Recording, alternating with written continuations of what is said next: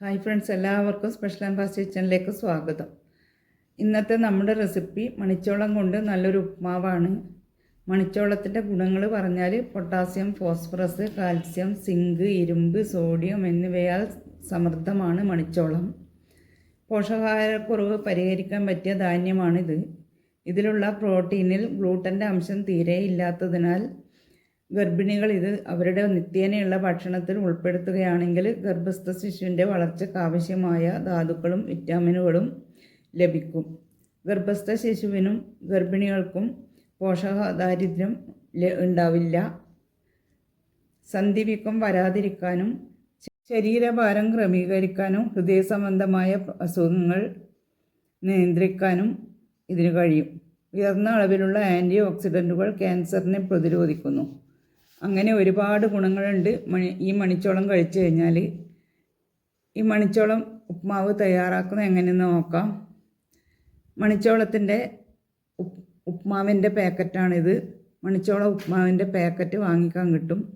ഇതാണ് എല്ലാ സൂപ്പർ മാർക്കറ്റിലും കിട്ടുന്നുണ്ട്.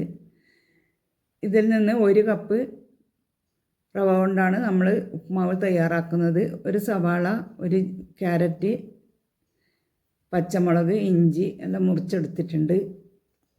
ഇനി ഒരു പാത്രം അടുപ്പത്ത് വെച്ച്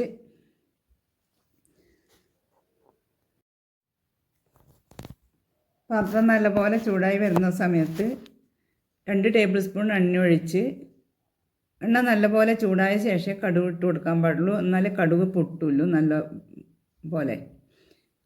അതിലേക്ക് 1 ടീസ്പൂൺ ഉഴുന്നുപരിപ്പും 1 ടീസ്പൂൺ കടലപ്പരിപ്പും ഒന്ന് മൂത്ത് വരുമ്പോൾ ഒരു സവാള ചെറുതായി മുറിച്ചതും ചേർത്ത്, 1 ക്യാരറ്റ് ചെറുതായി മുറിച്ചത്, 3 പച്ചമുളക് ചെറുതായി മുറിച്ചത്, ഒരു ചെറിയ കഷ്ണം ഇഞ്ചി ചെറിയതായി മുറിച്ചത്, കുറച്ച് കറിവേപ്പില എല്ലാം കൂടെ നല്ലപോലെ മൂപ്പിച്ചെടുക്കണം.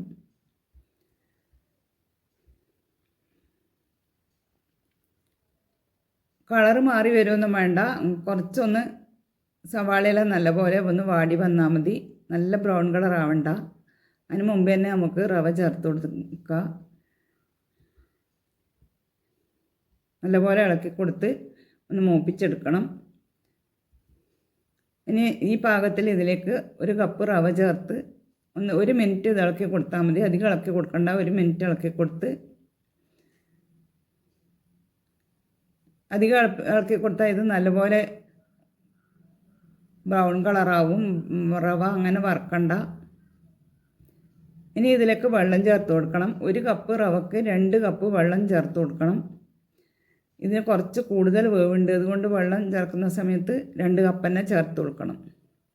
2 കപ്പ് വെള്ളം ചേർത്ത്, ചൂടുവെള്ളമാണ് ചേർത്ത് കൊടുക്കുന്നത്. ചൂടുവെള്ളം ചേർത്ത്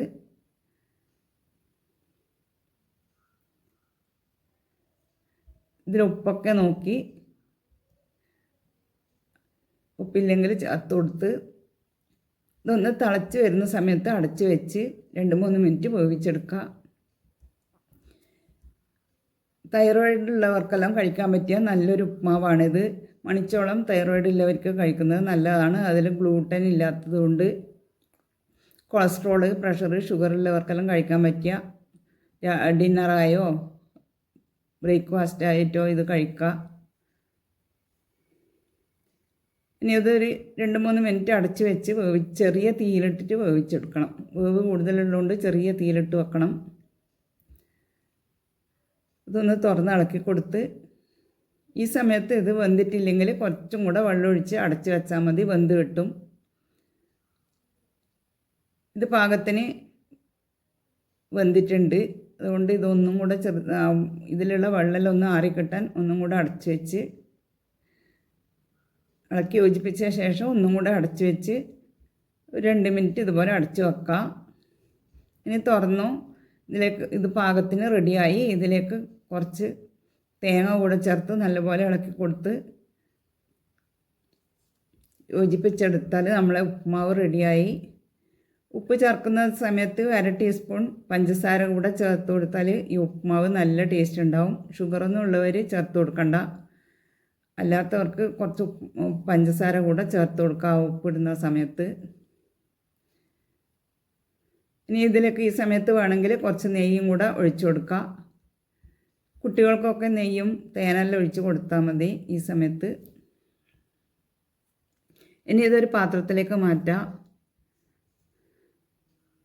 ഇതുപോലെ നിങ്ങൾ തയ്യാറാക്കി നോക്കിയിട്ടില്ലെങ്കിൽ തയ്യാറാക്കി നോക്കണേ. നിങ്ങളുടെ അഭിപ്രായങ്ങൾ കമൻറ്റ് ബോക്സിലൂടെ അറിയിക്കണേ.